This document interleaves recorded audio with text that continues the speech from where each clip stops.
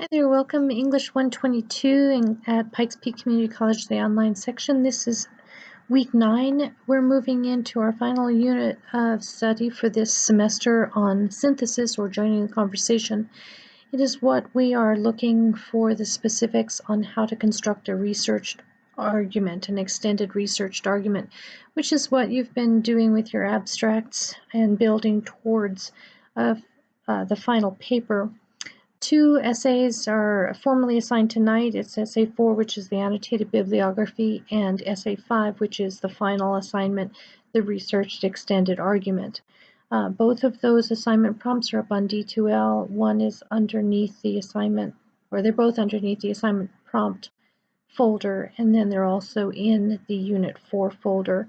If you haven't noticed, I replicate places so that I try to contain information within the units, but also I post them in their own separate folders if that's easier for you to research.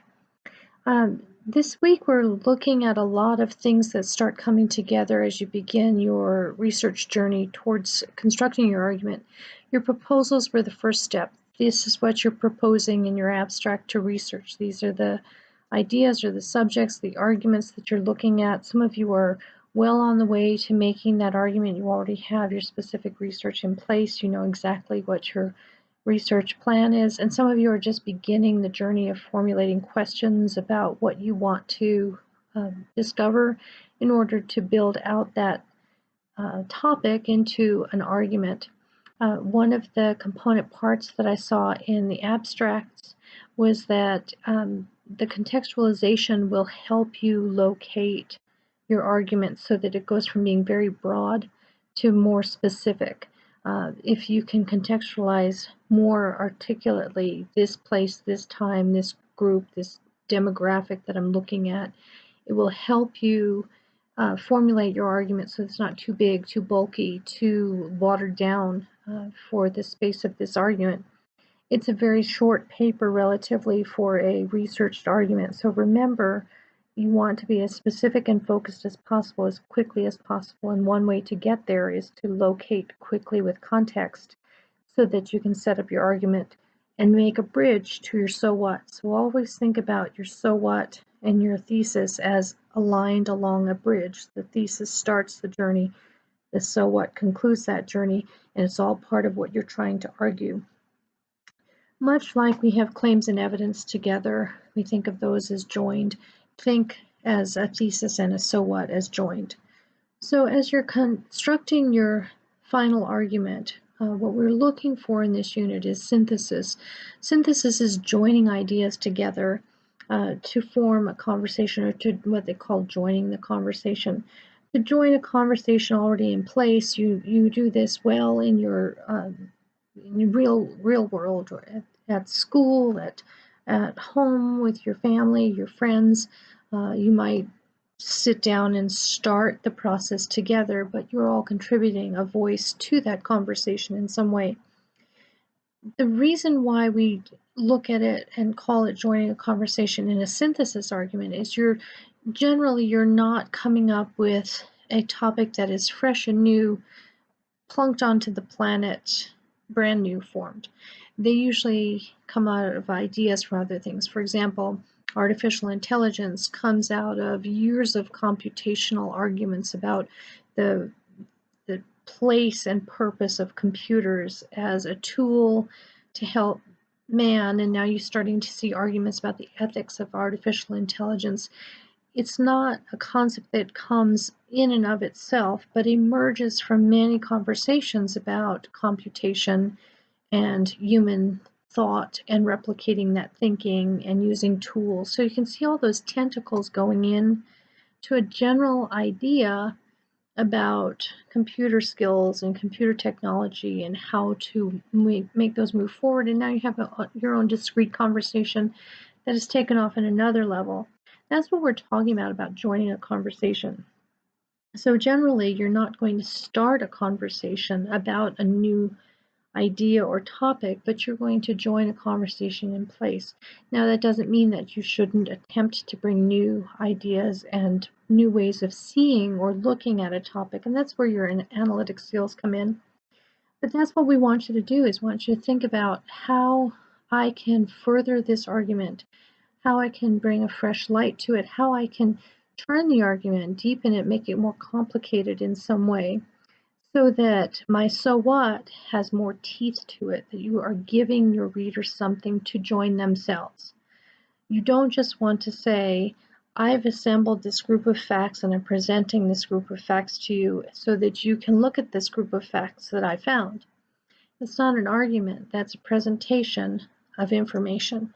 What I want you to think about too, and this is another area that I may have commented on in your abstract feedback, thinking about your proposal, you're not wanting to think about this project so much as I'm assembling a topic and gathering information about that topic or research about that topic.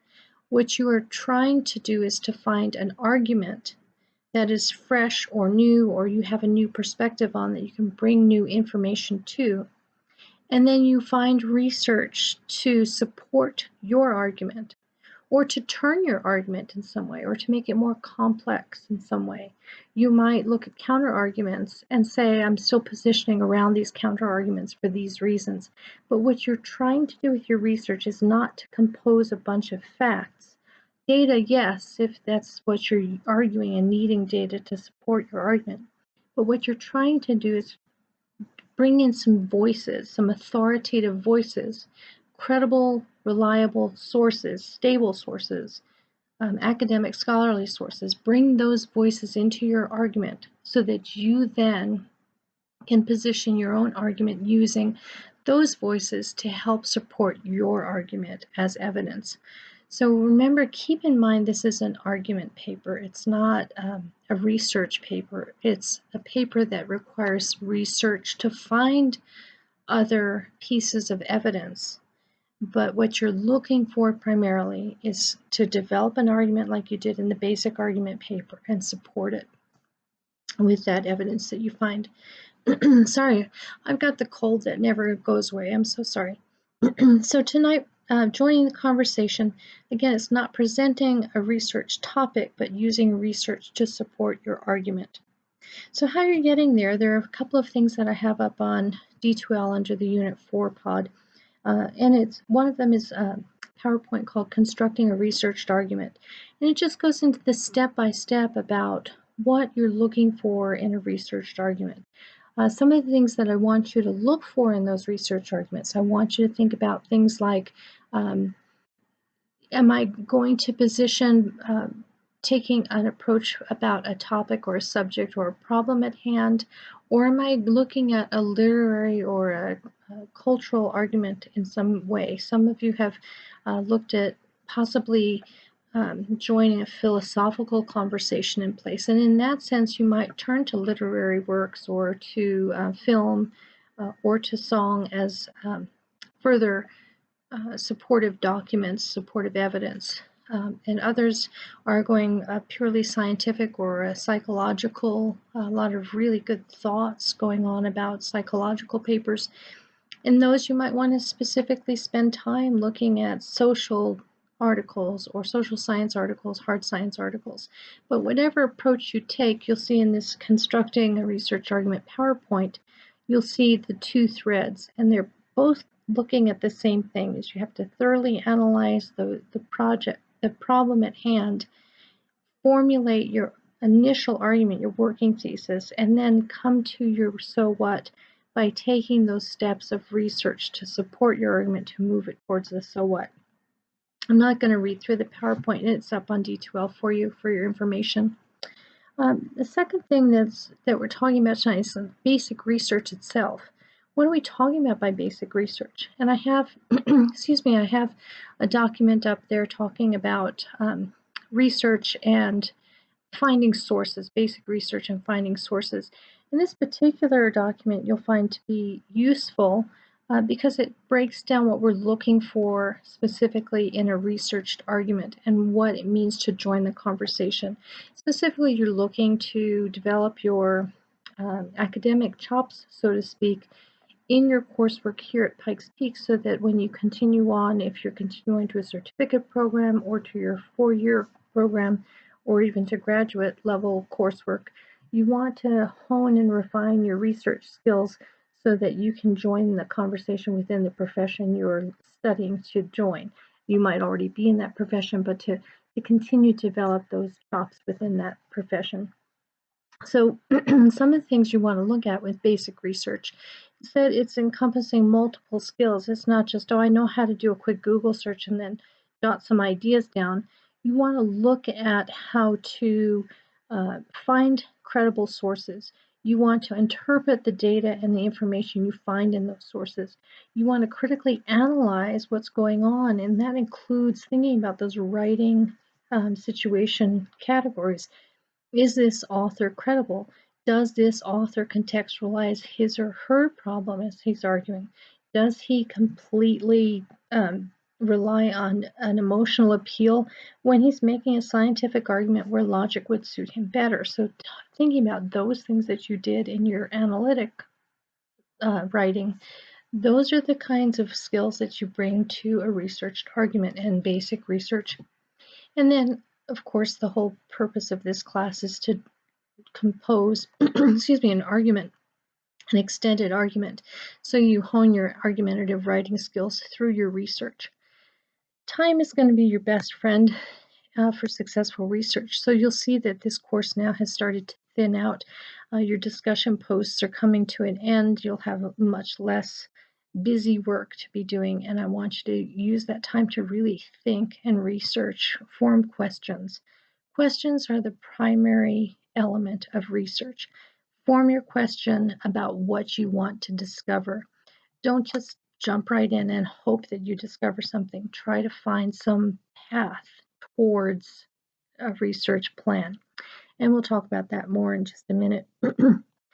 To find your research material and sources, you want to think about sources as primary and secondary. Generally, a primary source is first-hand data or original materials, and a secondary source is material about that primary source. And a piece of evidence or an article, an entry in some way, can either be a primary or a secondary source, or it can take the role of both in one capacity or another. So in general, secondary resource is 1 degree removed from the object of study. In secondary research, which is what you're looking for primarily, you're going to be looking at findings or key ideas of other researchers and thinkers, and that's where you're doing that in-depth article search through your databases. One of the easiest ways to start your research, obviously, is going to be an internet research because it's at hand, it's easy to access. You want to look through websites, you can look through discussion boards, electronic editions of scholarly journals, newspapers, magazines. What I want you to avoid, though, is just stopping with a Google search. Google searches, much like Wikipedia, are really useful to start those keywords going so that you can identify the information. But then from that point, I want you to think about, okay, I've got some keywords, now where do I go next? And that's where you start doing your intense work with library research and field work. If those of you who are doing field interviews, experiments, observations, surveys, that kind of thing. And remember, if you are doing those studies with human subjects or surveys, you need to submit an IRB, an ERB request through the college, and you'll find that through the Learning Commons can help you with filing an ERB research request. It's part of the higher education rules for human subject studies. Once you jump into your finding sources, how are you going to get to the finding sources, which is the next element of basic research? A useful strategy is to take the two-step approach. And the first step, when we think about it, is to think about the conversation you're investigating and the problem, the ideas, who are the major players in that conversation? Do you know who they are?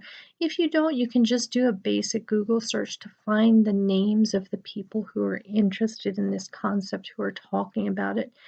It can be sources that you won't use, but thinking about who are the players you need to start investigating.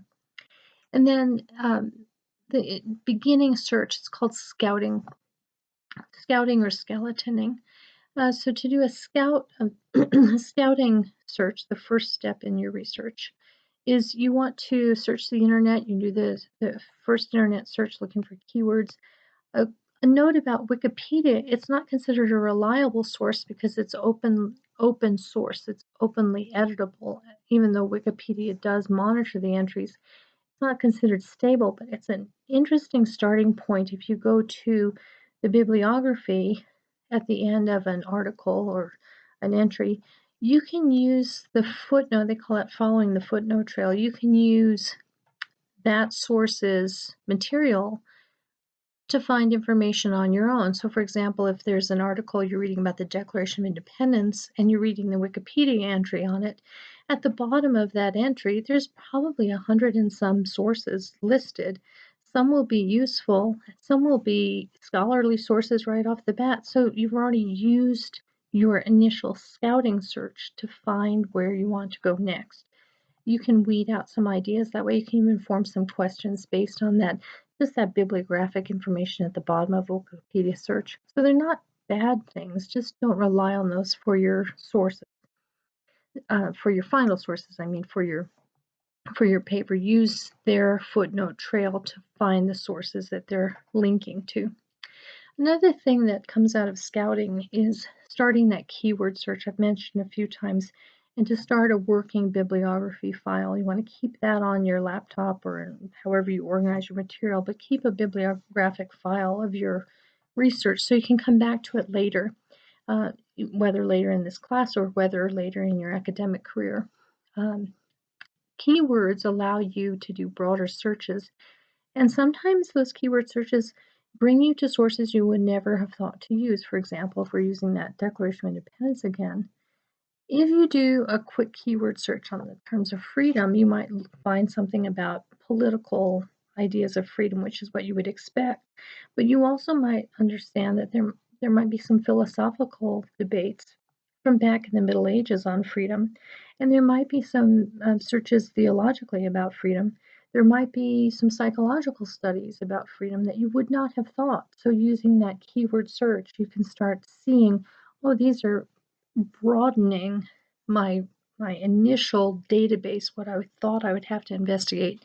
It opens up the connections. So you're looking for connections through your keywords. Then your next step would be what we call digging deep. That's the second phase of your research, and that's where you really start looking for those scholarly journals and books, articles that are in reputable newspapers and magazines, for example. Time Magazine, Newsweek Magazine are fine. They're not always the most stable. There is a bias there sometimes, like CNN is biased and Fox News is biased, and you'll see those polarities going on. But some of those articles are fine. Just make sure you're using the test that is up. They call it the CRAP test, and you'll see that on the Pikes Peak website. We'll talk about in a minute. But when you're digging deep, look for reputation, things that other scholars and academics turn to for their sources and their works. You can look at podcasts. You can find through TED Talks, you can find the names of authors or ideas they're working on, scholars that you would not normally find on an internet search, but through TED Talks, you might find those kind of things, looking for speeches. Then you want to go into your college resource material, your databases, the libraries. The electronic catalog, you can search through a Boolean search, which uses the AND link, and that's what EBSCOhost or Academic Search Premier works with, and I'll explain that a little further in just a minute. You want to look for recent journals, things that are written in the latter 20th century, early 21st century will be current. Anything that's written probably post World War II will be fine. Pre-World War II, you want to be suspicious because culture has shifted so much that that data might not be stable unless you're researching that time. So that's why I ask you to contextualize. If you're researching the Middle Ages, then you probably don't want to look for primary sources that are not from the Middle Ages. So that's just a kind of a duh, but thinking about that. Google Books is a useful starting point. Google has partnered with world libraries such as Oxford University, New York Public Library, It allows viewers to see pages that are no longer in copyright. You won't get the whole source, but you can see pages of it. There's a source called openlibrary.org. That's publishes books similar to Project Gutenberg that are in the public domain. Public domain is a legal terminology about materials that are under copyright. If it's open source and in the public domain, copyright no longer applies. WorldCat is another portion of a database. It's a catalog database for books, periodicals, and audiovisual materials. It allows a location search so you can see which libraries hold that material. If your library, if Pikes Peak doesn't hold that item, and oftentimes Pikes Peak won't, you can get a piece of research from an interlibrary loan called ILLiad. ILLiad, the librarians at Pikes Peak Community College can help you with that ILLiad search, or Prospector, which is a Colorado library specific search. It allows you to check out materials through Pikes Peak, or if you have Colorado Springs Public Library, for example, or Douglas County Public Library, any of the public library systems, you can access the Prospector system, and the librarians at those libraries can help you with those specific library loan requests, interlibrary loan requests. Full text databases, that's what you'll see in primary that we're looking at Pikes Peak. JSTOR, Project Muse, Academic OneFile, EBSCOhost, Lion, which is Literature Online, LexisNexis. Any of you who work in the legal field or criminal justice will be familiar with LexisNexis. It's a database for legal sources. Google Scholar is also a useful search engine. It helps with a specific feature called Cited By, where you can look at the daisy chain, so to speak, of citations, and you can follow that footnote trail again.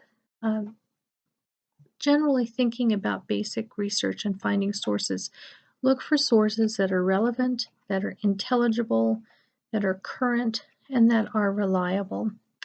So coming back again into our discussion, and I'm sorry I'm always going long, the last PowerPoint that I have up there is called Generating Questions from Research, and this is a pretty extended PowerPoint, extensive, and what it's asking you to do is how to find those specific questions you want to look at when you're generating the questions to investigate further. So it talks about your first steps. What are you thinking about? What are your topics? Consider the length of the assignment. Some of you have bitten off a huge chunk, and I remind you, well, it's a smaller scope, so go smaller. It will help you with this particular information. So thinking about all the possible topics that you have chosen in your abstracts, you've done really thoughtful work, you've started the journey, you know where you'll go next. The last thing I want to talk about is on that Pikes Peak Community College website. And one of the things that we have available on that website, when you first go to the D2L pages, if you look on the tab, it says Student Resources, you'll click down, there's a library link, or however you can get to the library link. On the opening page in the middle section to the right, there are 4 icons, and one of the icons says Databases, and one says Research Guides. Research guides will bring you specifically, you can look for specific subject research reference guides for English, and it will, as you follow the links to the English specific sites, it will bring up the specifics about sources and how to use those sources, how to document those sources, that kind of thing. But under the databases, if you go to the database icon, which is the first one of the 4 on the upper left, there's 49 databases currently that Pikes Peak supports. The most popular one is the Academic Search Complete, or EBSCO. It's multidiscipline, and the reason why it's so easy to use is it's based on a keyword Boolean search, and you can find pretty much any kind of researchable article that is scholarly, that has been peer-reviewed, will be available to find on Academic Search Complete. Another database that will be useful will be JSTOR, which is journal storage, and those are generally specific to the humanities. There'll be some other psychology websites. I think there's a psychology database in here and sociology.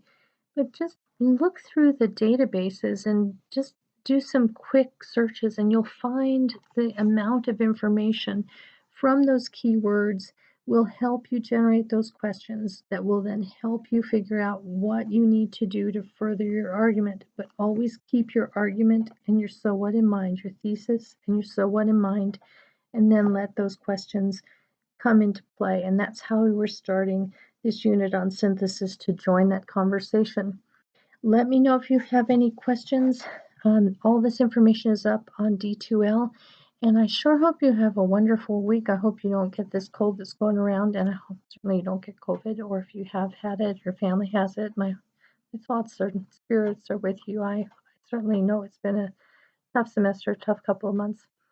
Anyway, let me know if you have any questions. I'm really proud of the work you're doing. Keep up the wonderful, intense work you're doing in a very difficult semester. So thank you so much.